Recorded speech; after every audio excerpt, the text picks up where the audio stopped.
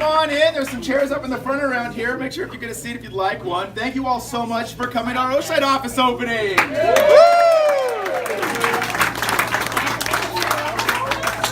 We're ready to split this seat so we can take back the house. I just wanted to touch base with a couple of things. If you didn't notice, the bathrooms are over there. Please go. There's more chairs, please. We have 3 chairs right up here. There's another one over there. Take the chairs. I just want to let you know we're gonna, do a little bit of talk. Mike's gonna be able to talk. And then we're gonna jump into talking about what our messaging is like. As you know, a primary election is a lot different than the general election. We were talking mostly just to Democrats before. Now we need to reach out to a broader universe, applying to state voters and others. And our messaging to those folks is going to have to reflect that. We're going to need to talk in more general terms about real working class issues, creating jobs, having affordable health care, the things that Democrats care about that we're going to do to bring to working class people. So it is a different message as we go to the general election, and we're going to go over that as well. I just want to also let you know we have lots of activities that we'd love to have you take part in as part of the campaign. We're going to have canvassing. We're going to have phone banking out of this office, out of our Solana Beach office. We're already doing it in San Clemente. We're going to be doing voter registration, sign waving, all kinds of different things. So we'd love to have you take part in any way you can for as much as you can. Before we get started and let Mike speak, I did want to introduce a few candidates who have come with us and elected officials. In the front here we have Esther Sanchez, City Councilor.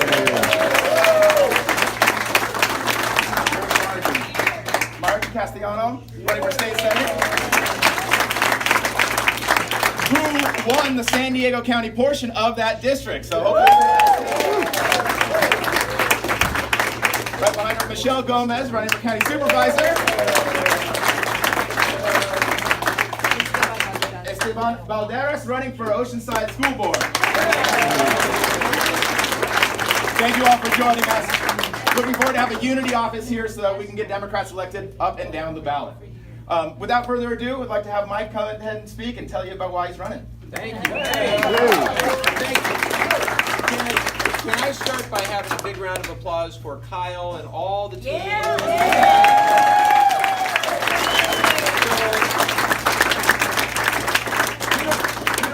But this office didn't even have carpet a couple of days ago. Everybody just at breakneck speed made it look like a campaign office. So I am incredibly grateful to our amazing team. Park Skelton is here, and Adam Berkowitz, and Kyle, Robbie. Raise your hand if you're on our team. Yeah. It's amazing.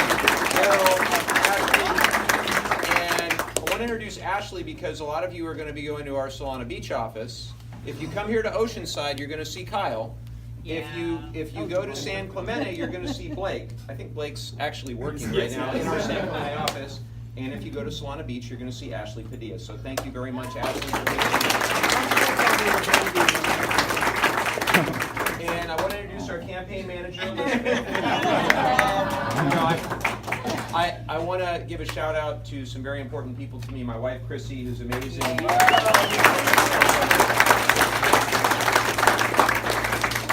Jonathan, who's 6, our daughter Elizabeth, who's 4, my parents, Andy and Henrietta, thank you so much.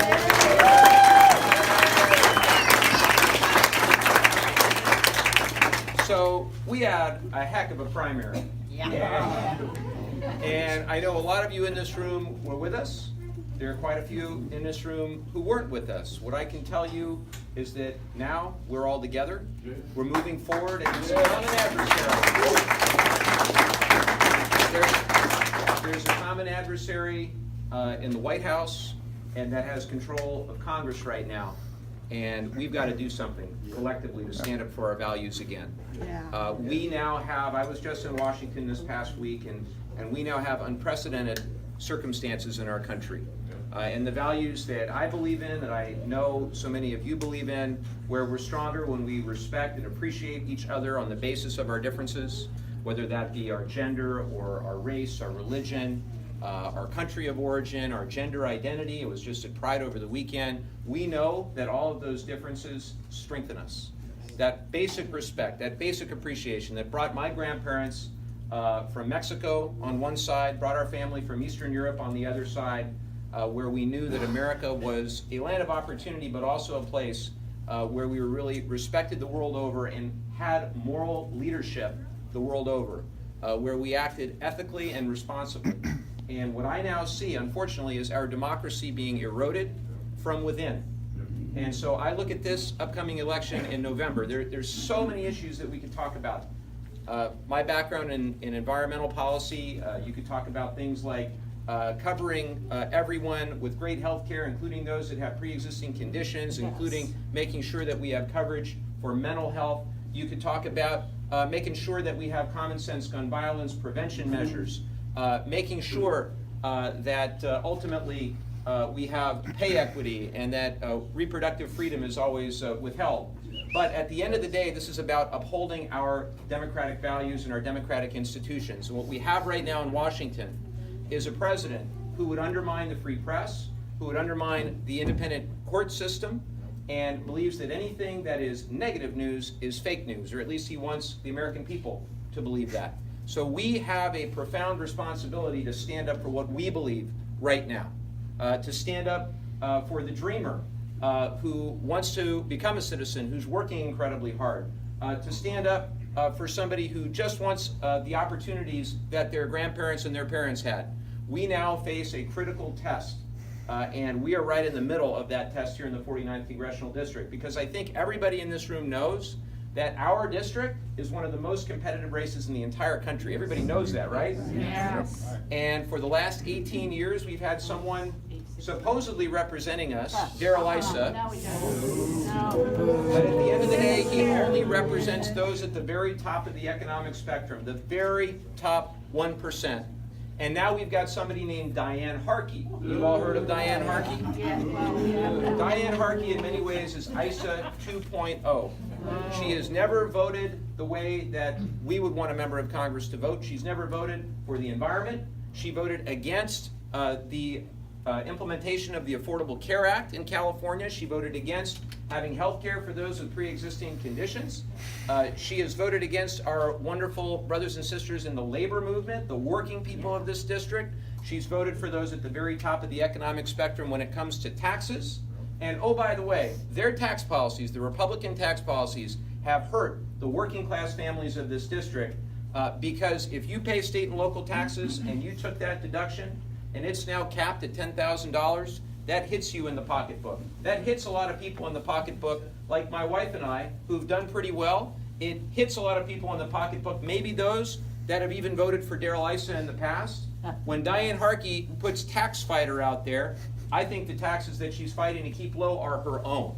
Yes. Her own and people like her, not anybody like us. So I am sick and tired of having a member of Congress who doesn't represent our values. Aren't you sick of that? Yes. And I'm ready to finally take our values back for this district. Are you ready? Yes. So what we need to do is come together. Over the next 115 days, we've got to knock on every door. We've got to walk every precinct. We've got to own the whole city of Oceanside, all the Tri-City area, from the very top of this district in Dana Point all the way down to UC San Diego. We've got to leave no stone unturned, because if we do that, there's no telling what the power of the grassroots can do. This is the grassroots. The grassroots are what got us here.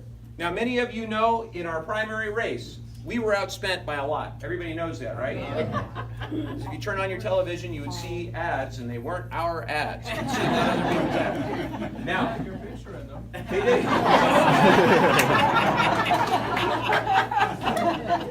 Low blow.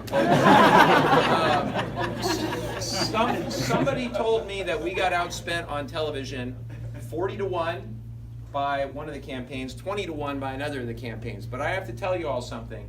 We were able to. They lost. That's right. We were able to win with the strength of a direct field program, connecting with voters, house parties all across the district. So many of you in this room made those thousands of calls down the stretch, knocked on those thousands of doors. I mean, Chrissy alone knocked on probably 2,000 doors in the last 6 weeks of the campaign. To the point,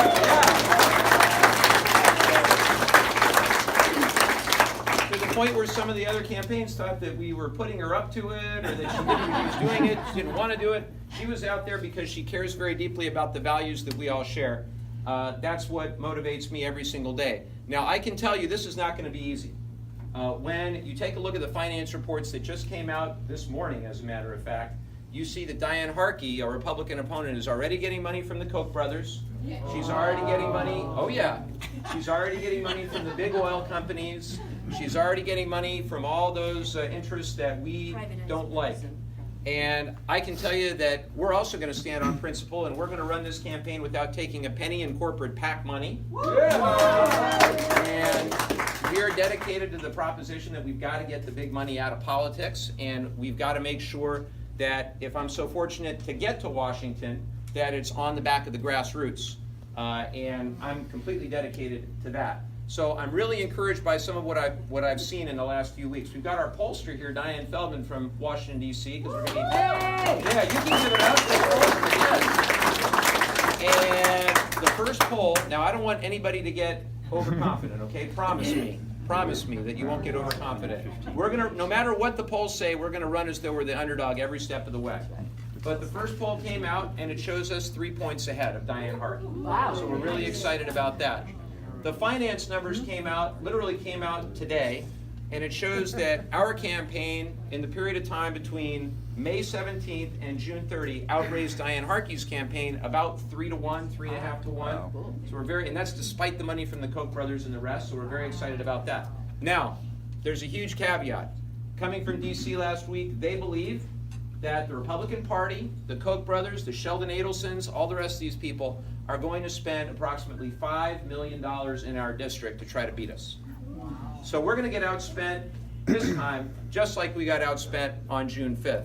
But just like June 5th, I am completely convinced that if we put in the work, that if we knock on every door, that if we leave no stone unturned, and that if we wake up the day after the election knowing that we gave it everything we had with no regrets whatsoever, I know we're going to be victorious. Are you with me? Yeah. Are we going to take back the house? Yeah. All right. What I want to do now, I want everybody to give themselves a huge round of applause for one. Thank you all for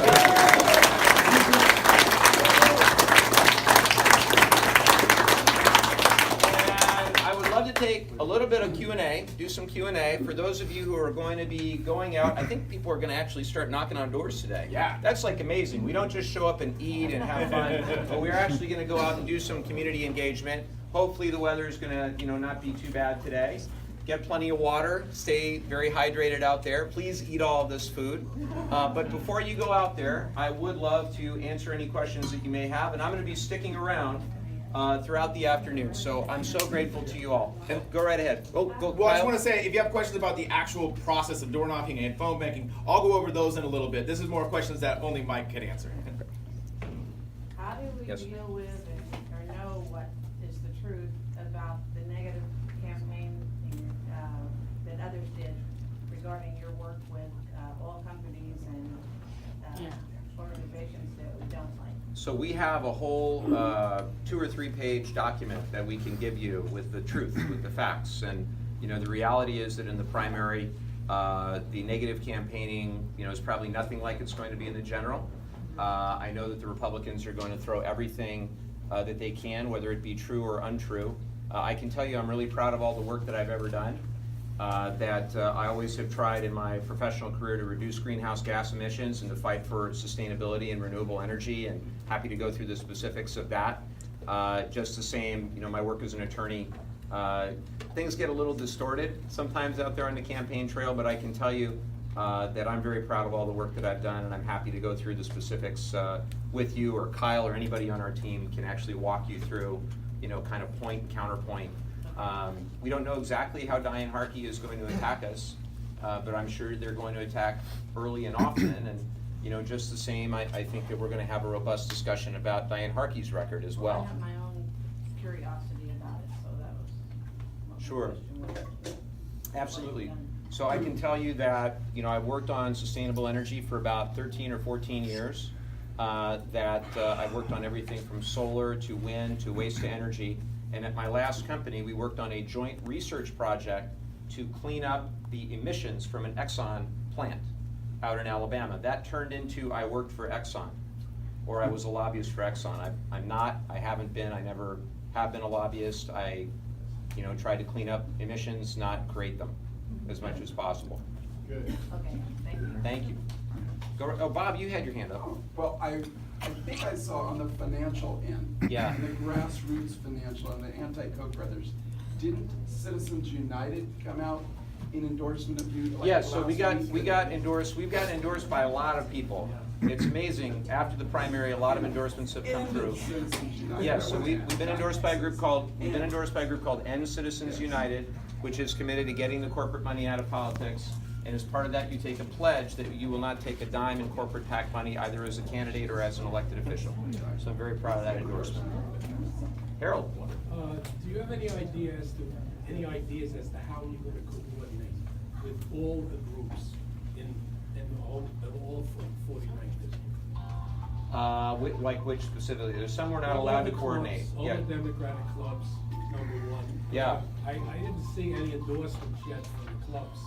So I just want to get your ideas as to exactly how you're going to bring everybody together in terms of how you're going to coordinate with all of them. So I think it's fairly simple. I think within each club, up and down the district, there are those volunteers that are really engaged and maybe would want to come in and make calls or knock on doors or do whatever they could do. How are you going to reach Sign postcards.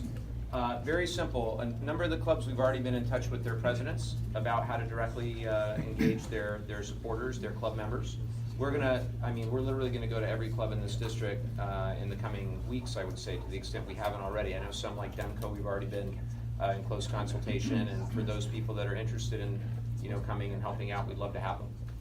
Absolutely. Oh, by the way, our board just unanimously endorsed you. Well, there you go. Thank you. That's great. Thank you.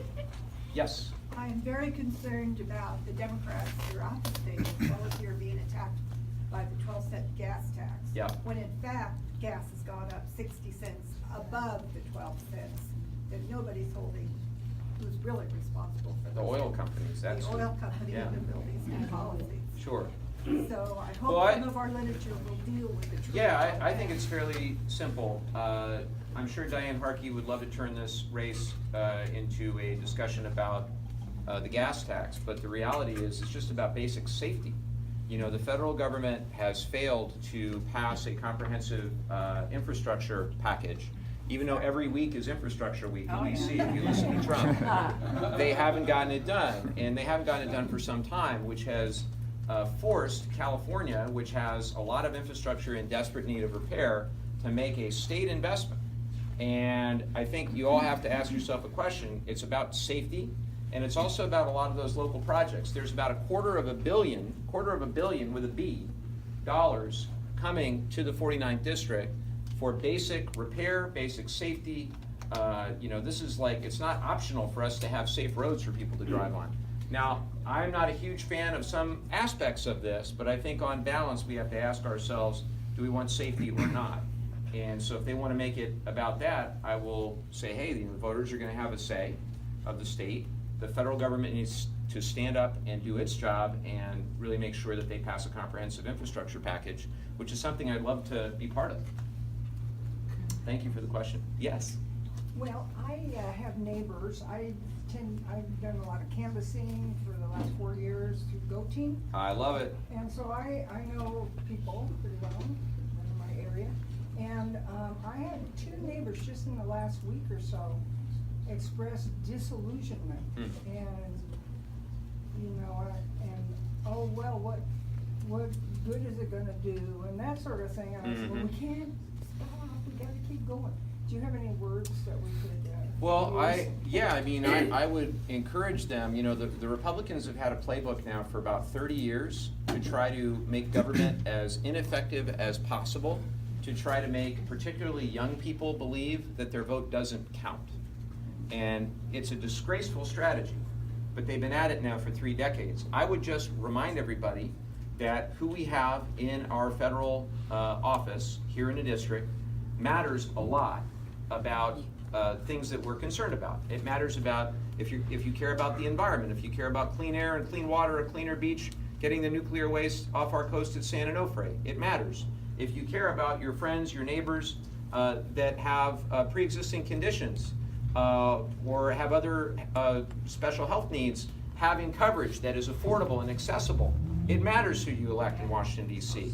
If you care about the future solvency of Social Security and making sure we don't just keep Social Security afloat, but that we expand benefits of Social Security to be able to cover more people. It matters who you vote for in Washington, D.C. If you care about the future of pay equity and making sure that we have reproductive rights in this country, it matters who you vote for in Washington, D.C. If you care about gun violence and the 35,000 people a year who are being unnecessarily killed in our country by virtue of gun violence, and you want a Congress that isn't just bought and paid for by the NRA, it matters who your representative is in Washington, D.C. There's a whole host of, I could go on and on and on, but I'm counting on all of you to be our sales agents for our values, right? When you go and you knock on those doors, you represent our values. So I'm hopeful that you'll be able to express those values in a persuasive way. Go right ahead. Hi, how are you? Doing great. I have just a simple, I don't know if it's a simple answer, but it's a simple question. They're talking about merging, and I think in my terms, completely eliminating the Department of Education and the Department of Labor. And there's two huge problems with that. The Department of Education sets the standard of education, training, and job readiness that a lot of working class communities and schools need for the future of our families. Yep. The Labor Department sets the standards of equal opportunity employment and pay for not only federal employees, but for the average working American. Yep. They completely dissolve these two entities by trying to make some new entity. It's going to dramatically affect the people in the 49. And most people in the 49 are military, federal, retired, they're teachers, they're working class. I hope you're going to be against that. Oh, absolutely. Well, let's be clear. I mean, what we have right now is a Republican administration and a Congress controlled by Republicans enabling that administration who are attacking working people left and right. And they don't care about having decent wages. They care about the people at the very top being able to have another tax cut. I mean, a minute ago we talked about infrastructure. Well, the reason we haven't passed a comprehensive infrastructure package, which would put a lot of people to work, by the way, a lot of our friends, the electricians, the carpenters, the laborers that would be employed putting infrastructure together out there, we didn't pass it because we gave the money away in a tax cut for those who really don't need it. And we are unfortunately giving more incentives, not fewer incentives. Animal welfare is important. Yes. No puppy mills. I'm sorry I forgot about animal welfare. Thank you. But there's just and you see this with the Janus decision from a few days ago in the Supreme Court. It was a miserable couple of weeks for the Supreme Court. But one of the things that happened was an affront on working men and women with the Janus case, which basically is going to make it harder for people to organize. And I believe the labor movement and our friends at the firefighters are here. Where's Hayden?